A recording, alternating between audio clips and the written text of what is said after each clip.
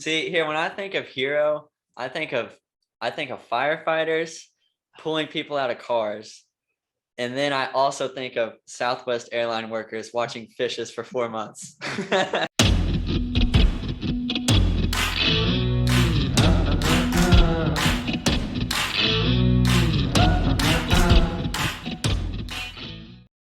What is going on, Sooner Nation? We are back for episode 3 after a much needed Sooner victory over a very talented, ranked Kansas Jayhawk team. Colin, how we feeling? Feeling good, Tate. We definitely needed that one. I was starting to question everything, really, but the boys, they had their backs against the wall. They nutted up and they got it done. So that's all that matters. This is our first pod that we've got to record after a Sooner win. I know we have impeccable timing. Yeah, let's just take a moment and just soak it all in, man. Well, what's on the agenda for the day? All right, so today we got for y'all a little game recap, some positives and negatives. We're going to talk about some standout players, what to build on going forward, and then we got some good news. So as always, Tate, I'll start with asking you your thoughts on Saturday's performance. Well, the first thing that stood out to me was Dylan Gabriel might not be the best player on our football team, but he is the most valuable player on our football team. I 100% agree. You would 100% agree. It's almost like we talked about it before we started this. Right? Yeah, something like that. But it's true, and it makes me watching yesterday's game makes me extremely curious to how last weekend would have went with Dylan Gabriel. Like, I'm not saying we would have won. I'm not going to sit up here and be like, oh, they're lucky that he wasn't healthy. I'm just saying it would have been, I feel like, a lot more competitive game. Well, we wouldn't have put a goose egg on the board. Let's put it at that. Sure. So. Yeah, like Texas, it's like, hey, we know that this guy cannot throw, so we're just going to play the run. Like when Dylan Gabriel, you at least have to say, are they going to run or are they going to pass? But anyway, man, it was much needed. Like we already said, I felt like it was the most crucial time to pull together, string together, a win. And going into this bye week, I don't think there is a better way to go into the bye week than momentum, the high of a victory, homecoming, recruits getting to see the dope jerseys. We'll talk about those a little bit here in a second.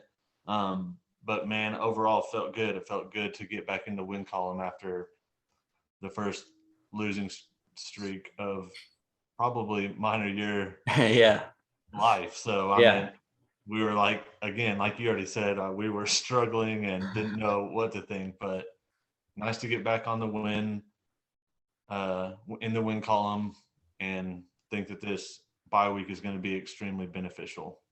For sure, I agree, and I just want to say that the game really wasn't even as close as the score indicated it to be. So I thought after the Texas game, it was clear that Jeff Levy, in that offense, they made a lot of adjustments. I really like how we win the toss and we elect to receive and then take that kick out of the end zone. I think that's like a small thing, but that really sets the tone for how you're going to be aggressive the whole game, And so, and then we go down and score that drive, and it just looks really clean, just 9-day difference from last Saturday. And so the turnovers were kind of a problem. They were really weird turnovers too. But that was giving Kansas some short fields, and that's kind of why Kansas scored so much. Because our defense really, they didn't look great at times, but overall, I didn't think they gave a horrible performance. I think they didn't do too bad, but the total yards is the number. I think Kansas had, I've got the stats pulled up here, and I think Kansas had, they had 430 total yards. So that's still with a backup quarterback.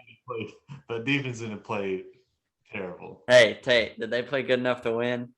The offense did. The offense did for sure.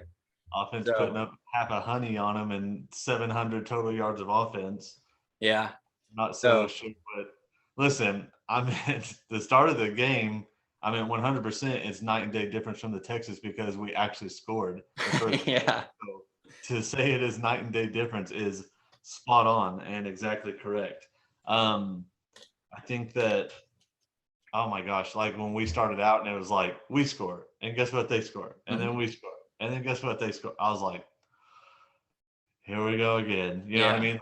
We're literally not going to be able to make a mistake. And then Dylan Gabriel fumbles, and then our defense goes 3 and out. And I was like, okay. I get what you're saying. There was definitely some moments that the defense looked much, much better. And, you know, I've been watching a lot of the past 3 weeks or now 4 weeks games. And it was never that like our guys are just like flat out bad. They just like make mental mistakes and they're constantly like out of position. And like one guy will be out of position or one guy makes a bad read. And it's like just one of those things. Dude, I am getting attacked by a fly, and then my dog is kicking the freaking desk. It is not going well over here, but we're gonna power through. Yeah. Okay. What was I even saying? I literally had a fly in my ear and had a conniption. You're talking about mental bust and not how it's not guys being. My gosh. Oh gosh. Maybe you should get the break the fly swatter out. Lord Jesus, help me. All right. Mental bust in the past. Right? Yeah. And so that's what, you know, you and I've talked about the defense having moments where it's like it looks like they just snowball, like one mistake leads into 2, and then it just like gets out of control. And so it's like super weird to see guys being athletic enough and strong enough or whatever to make plays, but then it just being a mental lapse. Mm-hmm. And so I thought that yesterday was a much better job of not having near as many of those mental lapses. Like, granted, there are still definitely some that need to be cleaned up. Like our linebackers in pass coverage are just, they're just not good. Yeah, there was one time when David Agwebu was in coverage and he never turned his head around. The guy, he's covering a tight end and the ball just literally goes right by him, right into the tight end's arms. And then it was either Key Lawrence or Justin Broyles. One was in coverage and the other one was coming over to help. The quarterback really didn't make a good decision throwing it into double coverage like that because one of our safeties was breaking on it, but he was late on the break and then tries to hit stick the dude playing the receiver instead of playing the ball, and they'd score a touchdown. So I know exactly which play you're talking about. Mm-hmm. Okay. And I know who it was, and I'm going to set up a question for you. All right. Based off of yesterday of how Key Lawrence played and then how Justin Broyles played, who do you think made the mental mistake and did not make a break on the ball? I'm gonna go with Justin Broyles. Ding, ding, ding, ding, ding. Yeah, it was 100% 25 that just was like, I'm going to go take this dude's head off. And if he would have just turned and looked at the ball, he could have undercut it and picked it off. But And it might have gone for 6, honestly. who knows? But that's why true freshman Puppy came in and took his spot. So moments like that. Cannon got a little time too. And then there's one time at the end, they're going down to the I think it's the north end zone, and Danny Stutzman and Kanik are in, and Stutzman just lets his man go right behind him, and he gets caught out like not knowing have any clue where he's supposed to be is what it looks like. Last touchdown that Kansas scored. Yeah, that's what I'm saying. Our starting linebackers and DBs, well, more safety. Our corners played pretty well, but like our starting linebackers and safeties are so bad in pass coverage, like it's not even funny. No. But it was nice to see some of the younger guys get in there and get a chance. How about Robert Spears Jennings coming in there and freaking laying the wood on one guy out of bounds? That was a heck of a hit. Yeah, dude. Like it was the quarterback. Yeah. The quarterback was like slowing up, thinking he had enough time, and it was just like, nope, I'm faster than number 25 that you probably watched on film. Yeah. Like you don't have time. And then we got to talk about CJ Colton's interception, just jumping up, tipping it one hand and coming down one hand. It was so clean. That was insane. Yeah, I literally like saw the play developing and saw like I'm like, holy crap, he's just gonna lob it over this dude's head, and he just like tries to. He didn't like put enough air on it, Yeah, obviously, but that was nevertheless like that was a heck of a play by Colden, and for sure. like the then tip up to himself. I'm And like, then to have the body control to come down with it too yeah, was that's absolutely crazy. but I don't know, super weird game. Like you said, the score didn't depict how I felt like we actually dominated that game because I feel like Mhm. we really did. Yeah, Like and the whole turnovers, like all three of them, Dylan Gabriel fumbled himself, then threw his first pick, which I'll need to get into that in a little bit. yeah. The next one was like a handoff, like muff type thing. Like all three of them were unforced. One was Javante Barnes running into Oh yeah, Dylan that's Gabriel. yeah, Javante Barnes, like he like went to take the football like this, Yeah, like hit his arm whenever. But but and then I mean we keep talking about how the score really wasn't as close as it showed, but you think about the end of the first half too. We have a chance to go up 49 to 21, and well, Marvin Mims gets absolutely screwed. But then we're on the half-yard line, can't punch it in. Like that's a huge swing going up 49-21 instead of 42-21 at that point in the game. is So that I what would it have was? liked. Halftime? Yeah, what'd you say? It was 42-21 at half? Yeah, Dang, we only scored what, 11 10 more points in the points. We second half? were uh scored. Yeah, well, we ended up with 52. Oh, so 10 points. Yeah. Sheesh. Well, this Okay. doesn't make sense because it says that we scored 17 points in the second half. So, but we scored. I think it's 35-21 at Right. half. Okay. 35-21. So we had a chance to be 42-21 Yeah, going into the second half. right. With the ball. I mean, it was all around, it was like pretty bad. Like, number one, we scored because Marvin Mims literally Mhm. was. So, like, that's the most frustrating part about it. But then also, like, it was bad clock management. I felt like Yeah. I felt like Jeff Levy ran two play calls that weren't exactly just like quit trying to get cute with it. Like, when do we ever go under center? Yeah. I don't know. And it was a weird formation. It was like split backs too.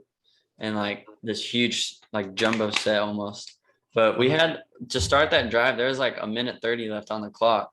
And then I look up and we still have all three timeouts and there's like 20 seconds left. And I'm just like, how did we get here? Like Mhm. we needed 7 there, at the very least a score, and then we go into halftime with no points. Like that's a huge momentum swing. If we go score there, it's not puts the game away, but I mean Kansas is pretty defeated if we go down and score there before the Right, and half. you get I mean, and then we come out and we get Kansas interception. I Yeah, think, yeah, White. because I think that was. Oh yeah, you're right.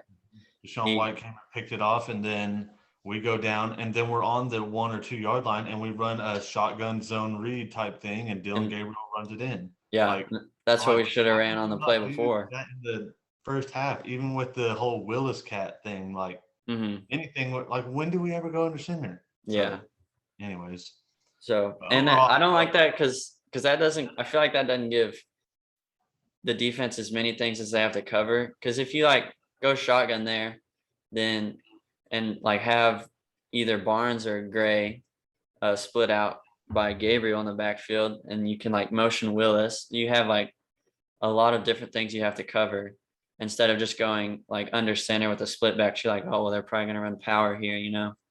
hmm But yeah, I mean, I'm not gonna nitpick Jeff Levy too much. We had like 400 yards of total offense at halftime. Really turned it around from last week, so there's not much to complain about on that side of the ball. yeah. No, you're right. Shouldn't nitpick too much, but definitely some. I mean, there's definitely some learning curves with BV as a head coach, like game managing. Yeah, for sure. Jeff Levy with just trying to get a little too cute sometimes, but I will take 52 I'll points and 700 yards of offense. Like, Yeah, and most importantly, a win too. that'll do, Jeff. That'll do Yep. just fine.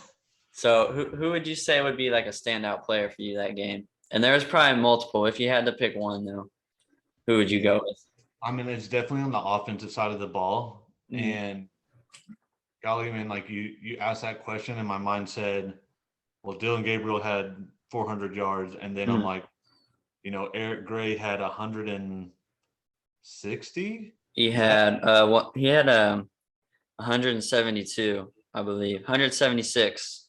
all purpose, like everything? So I mean, This says rushing yards. oh, golly, yeah, that dude can shift in and out of gears like He was I mean, leaving jock straps all oh, over the yeah. field. Like there's jock straps, ankles, dignity, all like all of those things are left on the field. So I meant like DG had a heck of a game. Eric Gray had a heck of a game. Braden Willis, dude, like he That dude is, embodies Sooner football. yeah, 100%. Like give me 55 of those dudes, just nonstop effort. Like doesn't matter if he's getting the ball, like he's gonna block. Like he had Hmm. Vouchers actually did a pretty good job. He had one of those where he pulls and Hmm. takes out the middle dude on an Eric Gray touchdown, Yeah. and he just levels the guy. Like he's earning some big time money. Oh, for sure.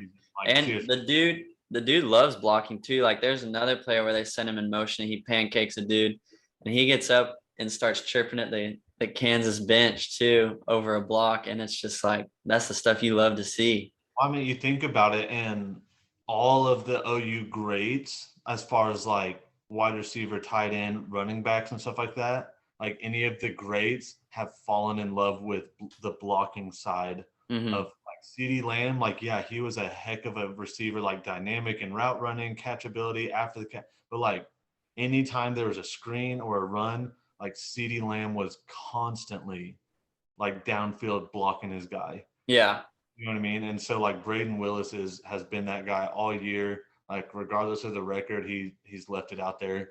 I mean, but then you can even like so go back to your question of who like most impressive. Like we targeted Marvin Mims 17 times, Colin. I love to see that too. 17. Like you start thinking fantasy, like and you had a Yeah. fantasy receiver that had 17 targets. You're Yeah. like, this guy's so offensively just all around. So sorry to answer your question, I'll go with weight room Willie. That dude, I like like that. I love watching that dude play. He's So such a safe choice in any game we play. Like win or lose, he shows up and shows out. and well, But I mean, and then look, we didn't even talk about his freaking like ballerina oh yeah, that's a walk the big line that's a touchdown. big dude for that. How athletic that Oh was. my gosh, dude! He like hopped on his left foot twice and spun into the end zone, like all staying in bounds. I was like, this dude just It was giving me some Sterling Shepard versus Tennessee vibes. yeah. But Oh, also you got to talk about when you talk about like OU greats and how they love to block and everything. So Drake Stoops, he had 4 catches for 43 yards. But the dude, think about how many like swing routes we ran and screens, and he's just blocking his dude up on the edge. And I think all his catches came on a third down, and he's just solid. he's Like clutch. converting on third down, he had 6 targets and 4 catches. And He has so the like most sure hands. Like there's like DG fires that thing in there, and I'm like, there's no way like yeah. that all over him. And then like you hear the crowd like Stoops. I'm like, how did he catch I that? know. And then it's But, like all his catches are like in traffic too. And so right. he's getting hit and he's just taking contact and coming down with the catch. Well, you were at the game, so you didn't see this, but like Bob Stoops was like in his little booth, and he Hmm. was rocking the Drake Stoops jersey. That's Like so, awesome. like they said that they talked to Stoops before the game, and like this, he said this was like the first game that he like fully got to just be like a dad of a player. Yeah, that's super Like cool. they like kept showing him, and he's rocking like the red 12 jersey. I was like, what a legend! He is a legend. He's a program guy, Tate. I should have worn my program guy shirt. You should have. Next pod. But I'll rock it with Damian Mackey coming on the for pod, baby. sure, Let's dude. Big go. things happening for the pod. That's right. Damian Mackey, Parker Thune. We're reaching out to Eddie Radosevich. I'm so impressed that I just said that correctly. Just stuff, Hey, right? he was putting in some work on special teams on Saturday. Was He he? said, yeah, you don't see it on TV, but he's down there in his polo and his white visor, sitting down with the media. Somehow he's a ball magnet on kickoffs, and he'll catch it and he'll knee the ball down and turn around to the crowd and do this. And then the last kick of the game, he muffs it and just they rain down the booze on him. So the pride came before the fall. That's hilarious. Oh, Well, we'll get Eddie, him on the pod. We'll talk about it for for sure. sure, for sure. But guys, big things happening. We're just again two Sooner fans, just like anybody else that love Sooner football, love Sooner sports. But man, we're excited of the things that are happening. Again, we're just doing this for fun because we enjoy doing it, and we're going to continue to do it until it's no longer fun for us. So, anyways, Absolutely. tell me who your like most impressed player was. I'm gonna have to go with Eric Gray just because he had the 2 touchdowns. He had the 172 rushing yards, which is absolutely just insane. Just So, bonkers. but Javante Barnes looked good too. And one thing that I'm super happy about is that running back room showed that they can put a game on ice. Because that last drive, I was sitting up there with my dad. We're up by 2 scores at this point, and we're going on a long. It was like a 5-minute drive at that point. And K-State had to burn up all their timeouts, and I was like, "My bad, dude. My bad, Kansas." And so Too I was soon. like, Game. I know. They just keep coming back in my memory. They traumatized me. But Kansas had to burn up all their timeouts. And I was like, even if we get 3 here, make it a 3 possession game, like this one's over. And it was a huge part, like due to the running backs just being able to run it down their throat, and they couldn't stop us. And so also our third down conversion was insane. I think we only didn't 19. convert like twice. Yeah, it was something crazy. Like But you're not going to lose many games when you're converting 16 out of 19. yeah, for sure. Hey, we haven't given much love to the O line, but they are starting to Mhm. mesh a whole lot better. Like DG didn't get like he had all day. Like there were so many double moves that receivers ran yesterday. Hey, I think those design little pump fakes too. I mean, I'm assuming those were designed. Those were a thing of beauty. Theo Oh, Weiss had one.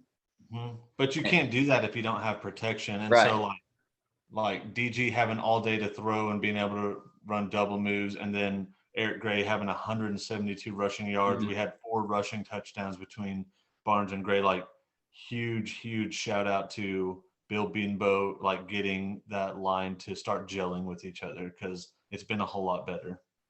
Yeah, it has. And it shows up in the stat book. Like they don't get stats, but the offensive production, like you said, the rushing yards, the sacks, that shows up. But another thing too is DG was doing a better job of like knowing where his checkdowns are. And you don't even have to complete the checkdowns, just chuck that thing out of bounds in his direction, because that's better than taking a sack like every day of the week. So, Right. but the one sack he did take, I mean, our right tackle just kind of got whipped, and which it happens, but it wasn't really DG's fault on the sack. So that's positive. That's something he'd struggled with in the past, and it looks like he's kind of Yeah, it seems like I'm not gonna say the concussion did him good because obviously that is not. But I mean, like yeah. the time to be able to sit and just kind of like watch a lot of film, like Mhm. realize, hey, like I love this sport and I'm gonna go out there and like make the most of it because you never know when it's your last. Like, and then he threw the pick. It's a spot throw, like it's a RPO. He pulls it and throws the slant, and it kind of looked like Mims let up a little bit. Yeah, I think it was definitely some miscommunication on the route. But so I mean, but he throws it right to the guy. I'm actually like now that we end up winning the game, like I wasn't going to say, oh, I'm glad he did it right then and there, but like just getting that first pick out of the way where it's like he doesn't have to be like, I Hmm. haven't thrown one of these yet. Like I need to be like, Doesn't dude, get the yips. right. So like hopefully now it's like, hey, it's over. Get out of your head, go sling that thing, and like let's go Yeah. make some plays. Yeah. No, he looked great on Saturday, and it was really nice to have him back. So he showed that how valuable he really is to this team, even if we don't give him the credit he deserves all the time. Right. So yeah, but I'm just so happy to be coming off of a win, man. It was we were still having fun filming this thing because that's just what we do. But having to talk about losses is just never ideal. The good thing is like if you like last year, if you would have said, "Hey, you lost 3 to open the Big 12, but don't worry, like you beat Kansas to go into the bye," I would have been like, "That's freaking crap." But that's actually like a very talented like Lance Leipold or Yeah, Leopold, like Leipold. super good job with that program, and so like they're 5-1, hung with the TCU team that beat OSU, like that's going to be top 10, like that's a talented Kansas team, a disciplined Kansas team, like ranked. So like Mhm. it wasn't just like, oh yeah, you finally won against Kansas but like no, that was a big time win. Like proved to our guys that like, hey, we are talented, we've got this, like we can go win big games. So I think again, reiterating what I said at the very start, like that was a perfect win going into the bye week. I think that Brent Venables will be able to use lots of motivation this next week, and going forward into this next stretch of Big 12 games. Should Yeah, be I agree. And hopefully the offense can build on that performance and the defense can start to get some things ironed out. But I read somewhere too that coming into that game, Kansas was ranked first in the Big 12 in rushing defense. So that makes Eric Gray's performance and the O-line's performance even more impressive that they were able to put up that amount of numbers for sure. against the defense that stout. Tell you what, it was going into the game, like, you start seeing like OU snaps their like streak of scoring like since like 1986, and OU like first time they got shut out since 1987, and then Yeah. like started throwing those years up for like the last time like Kansas won or whatever, and I'm like, oh my God, like Yeah. no, like we're gonna like it's gonna happen again. So Yeah. nice to know that we've beaten Kansas 18 years in a row. That is nice. So like all in all, just a great weekend. Could have been an absolute Oh, perfect hey, we'll weekend. we'll, we'll talk about that later. We'll get into that later. But also, I wanna talk about we were talking about the young guys getting to play. How about that catch Gavin Freeman had? Bro. That was I absolutely thought it was bananas, bro. Stoops, and I was like, Hey, that dude's dude. surefire. And then it like So pops up and it's 82, and I'm like, what? Dude, so the jerseys were sick, okay, but the numbers when you're in the stadium, they're a little hard to read because Because on TV, you couldn't read them yeah, either. that red on gray, and so Mhm. he catches the ball in the whole stadium, Stoops, and he stands up, and we're like, oh no, that's not Stoops, that's our other white guy Yeah, the other short white guy that's that's apparently just got, gritty and freaking just a dog. But yeah, yeah, that's a cool story that he's got. Was committed to Tech. They fired their coach, then they didn't reoffer him. So maybe another Tech walk on become a Sooner great, man. that's right. But when he touches the ball, good things happen. So, but Yeah, that catch was insane. it was super cool. I mean, So and then it was capped off by our other true freshman Barnes. Like it literally went mm, like Freeman with the dope catch, and then Barnes capping it off. And I'm like, thank you for playing these true freshmen. Like, yeah, and they look like they belong out there. Do you know why Marcus Major didn't play? I do not. I have not heard anything on it. Don't know if it's injury, because I mean he was a little banged up earlier in the season, so I don't know if it's a re-injury or if it's just like Barnes gives us the better practices and gives us the better looks. Because Yeah, right now it's hard to argue with that. I know he looked really good. So, so what do you think? What do you think we can build on moving forward? Oh man. I mean, offense, there's a lot to build on, just like confidence in that we can move the ball at will, that we can go hang half 100 points on a solid defense that has been giving other people fits. Defense, I mean, I'm sure when you break down the film, there's a lot to like say, hey, we're really, really close on a Yeah, lot of different things. Like we've just got to play. And I honestly think it's just the confidence. Like I think that it's hey, look, you're there. Like you need to trust that like your instincts and like what you're seeing are right. Like guys being late on like seeing a run develop and happening and like standing in concrete instead of just going and attacking the ball. Like I think it's like because Key Lawrence. Yeah. I was just about to mention that. Yeah, and he finally looked healthy. Like there was a play where he came and filled the hole and just laid the wood, and I was just like, thank you. Like that hasn't happened all year long of someone just being like, it's a run. I see the hole. I'm gonna go fill it. Like I'm gonna go put my nose in there. And so that was super good to see. So I think we build on just breaking down film that like, hey, you've got what it takes. You just need to believe that you have what it takes.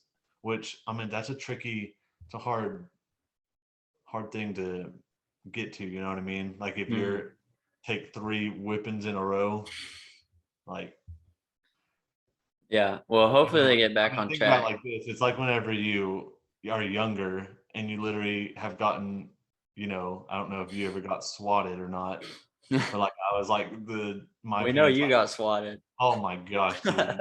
My dad literally made a paddle like out of wood, and we sat down as a family and wrote like top 10 reasons to get a busting, and we had to sit down and come up with the reasons why we were going to get swatted. Well, you're the reason that there's duct tape on that paddle now because I Michael need to Grady broke it over you. shout out dad with the wicked left swing and broke the paddle on my butt. Anyway, You that's honestly my probably point. deserved Like, it. listen, whenever I was younger and like would get swats or whatever, like you walk around very, very hesitant, like not only because your butt is on fire, but because you don't want to get another swat. But like I feel like that's what's happening with this team where it's like you got your freaking butt whooped. Yeah. And so they're like playing like very hesitant football, and it's like football's not a sport that you can play. No, hesitant. definitely. So, yeah, but hey, I didn't really get swatted as a kid, but Steve gave the look, and Jenny and Kelsey know about the look, and that freaking he clenches his jaw so tight, and his vein starts popping out of his head. But what was clenched tighter, his jaw or your butthole? I'm gonna just not comment on that one. But if he tried to give me the look now, he couldn't give me the look now. Oh, okay. I'd let that old man have the business. Doesn't he pay for your college? Yeah, something like that. Half of it. Shout out, Dad. Thanks. Love you. Love you. Shout out Steve and Mike, man. Yeah, they are a true comeback story. Absolutely. Some bad blood.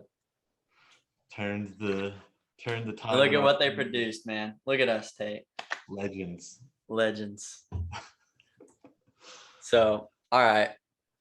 So, man, I'm just so happy OU won. I don't even know what to say about it anymore. The crowd is actually really good. So it was 11 a.m. and for some reason in the middle of October, it was 90 degrees at 11 a.m.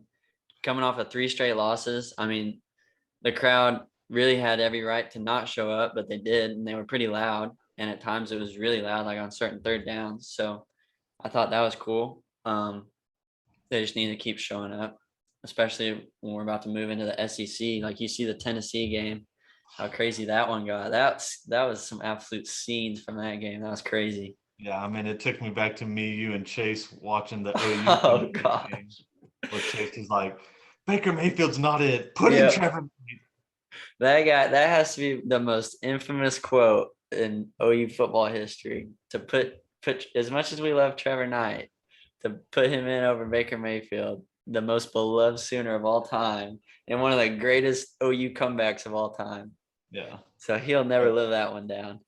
Dude, yeah. So like, I was riding the high yesterday. Like OU finally gets back on the winning board, right? Then OSU loses to TCU. A heartbreaker too. Little brother chokes it away. Freaking Iowa State should have beaten Texas. Mm-hmm. Like I know Texas whipped our butt, so like we really can't say anything. But it would have been nice to see Texas lose. But then Tennessee, old Josh Heupel, Phillips winner, and then my cousin Hudson. Shout out Hudson. He committed to Tennessee to run cross country next year. So I Very actually have nice. reasons to cheer for Tennessee. So we saw OU win, OSU lose, Bama lose. And oh my gosh, Colin, we got to see TiVo freaking lose, and we got to see Caleb Williams shed some little Cry. crocodile tears. He got to cry on national TV. My night was just like it was just beautiful. Oh I was like, yeah. oh, if Iowa State could have pulled it off. Like, I know that we're still 4-3, but like, dude, it doesn't matter. Today in itself is perfect. Oh yeah, yeah. Saturday was a great day. So we're running out of time here. I say we end this thing and we pick up talking about some of these other games around the. All right, Tate. So we got cut off because of our budget. We don't want to pay $149 a month for Zoom Pro.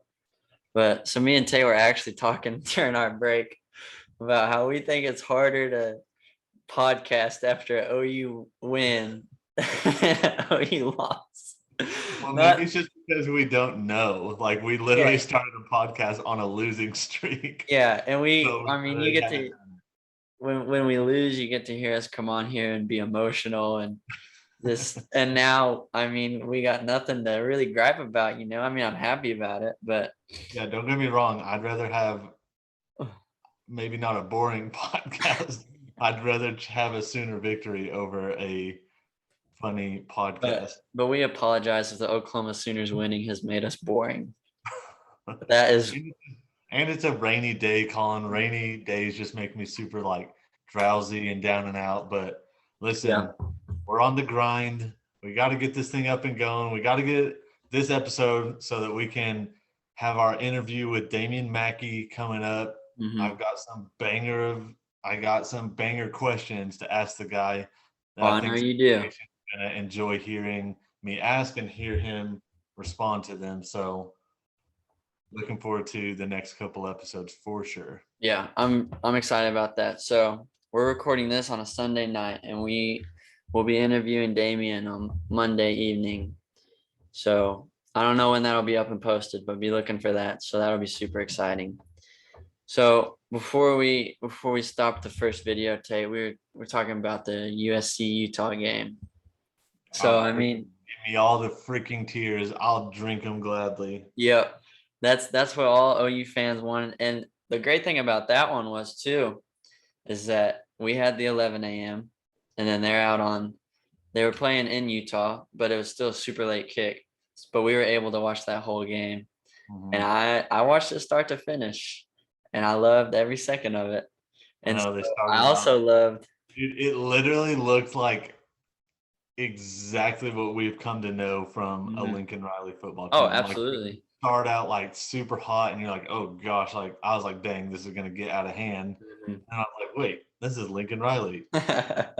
Utah's gonna make adjustments, and Lincoln Riley's not gonna adjust from his script that got him the 14-0 lead. Like, right. That is literally what we experienced every single time at OU. So yeah. So it was almost like gave me a little bit of PTSD watching that. But then I remembered that he's not our coach anymore. So we don't have to hopefully put up with that in the future. But Cam Rising.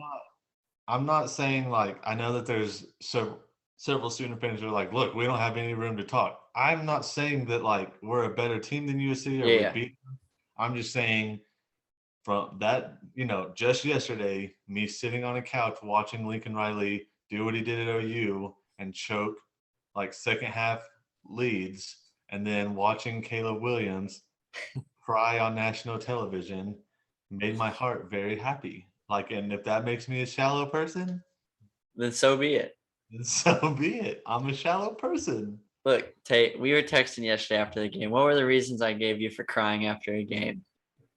I'm like, number one is you win the natty. You win the natty or whatever championship. Okay. Number two is the last game of your career.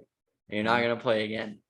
Well, Caleb, those two reasons, or the Utah players playing for their former teammates that had passed away.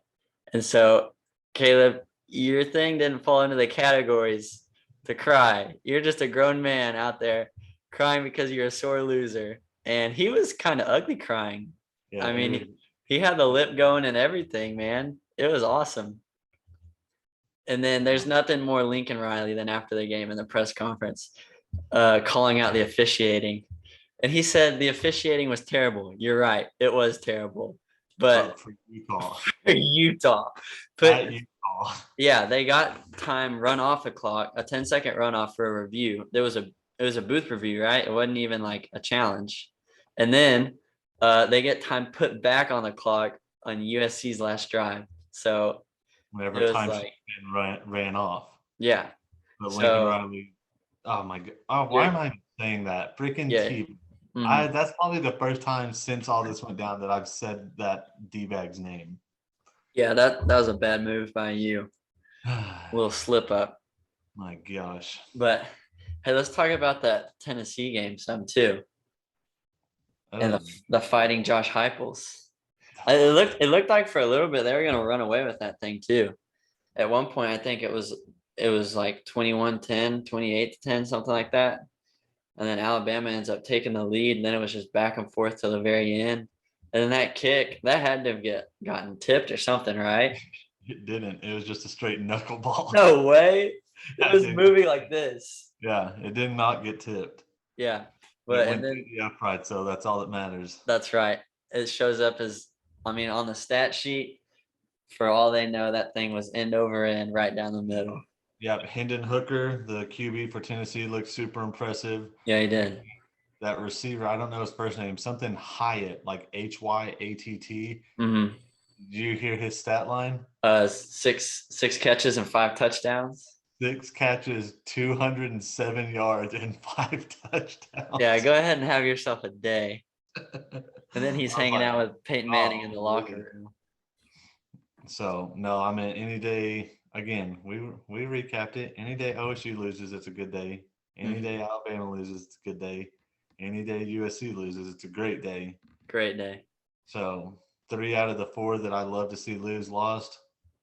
And we saw the ones we love to see win. So it doesn't get much better than that. So, all right, Tate. Well, what do you say we go in with some good news? Let's do it. And this thing how we always do. That's right. Ladies and gentlemen, we understand that this world is full of negative news all the time. Right, Colin? That's right. Things go wrong. Life's hard. But sometimes it's nice to be reminded that there's still good news in the world. Correct? Correct. Okay, so for my good news, I'll start us off. Go ahead. Okay, and for people that watch this, we don't tell each other what our good news is. So the first reaction you're getting from each other is just genuine. Okay, I don't know if mine's as good as last time, but it's going to be hard to top last time's. Mine raises a lot more questions for me personally. Okay, here we go. Southwest airline workers look after a passenger's pet fish for 4 months after it was banned from a flight. 4 months? Do goldfish live that long? I have so many questions. Listen, number one, it's great news because I don't know if I would trust like some family members with a pet fish because I don't think fish live very long.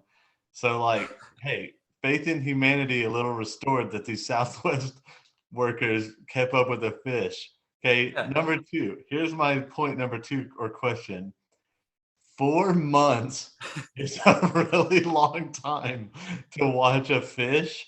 And I'm curious as to the person that owned the fish, like, why did they not get the fish back sooner? Like, what happened in that 4-month span that they're like, hey, I can't meet you. Can you continue to feed my fish? Here's another question I have is, was said fish owner and Southwest Airlines in contact this whole time through the 4 months? Like you said, hey, I'm not going to be able to pick up the fish. It's going to be a little later. Or was he like, here, will you watch this fish? I'll come pick it up in 4 months. Yeah. How'd that whole thing go down? I don't know the whole story behind it. I just read the headline and laughed. Figured it was pretty good news of faith in humanity that someone was nice enough to watch a fish. I But then agree. had so many questions about just, all the logistics of the situation. There's a lot of factors that go into that. Did it go home with one of the workers? Did it live at the airport? I mean, Lots does of it questions. resent its owner? Maybe I'll Or look into it and give you a recap. yeah, give me an update. So no, great news. Shout out Southwest Airlines. That's right. If you ever need anybody to watch your fish, Take Southwest it to the Airlines got it airport. covered. Yeah, just drop it off at your nearest airport.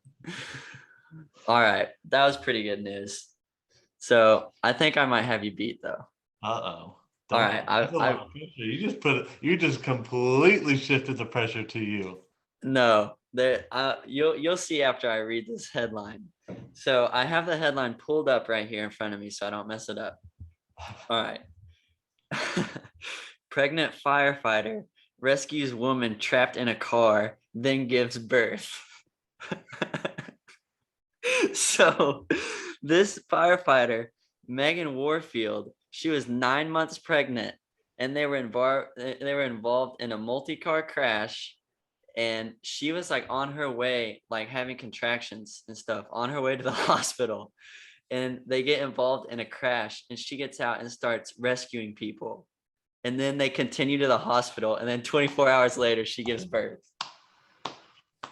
You What got a a hero. Hero. definition of the word hero. Oh my gosh, what a legend. Megan Warfield. Shout So out Megan. yeah, shout out Megan. Remember the name, pregnant firefighter.